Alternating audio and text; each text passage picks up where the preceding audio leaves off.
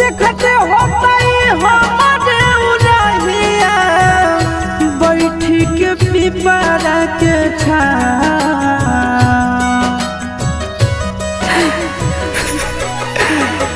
देखते होता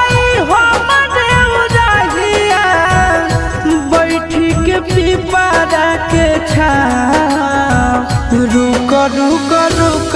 अरे टरेनिया रुक रुक रुक रे टरेनिया ले ले चल जनुआ के गाँव रुक रुक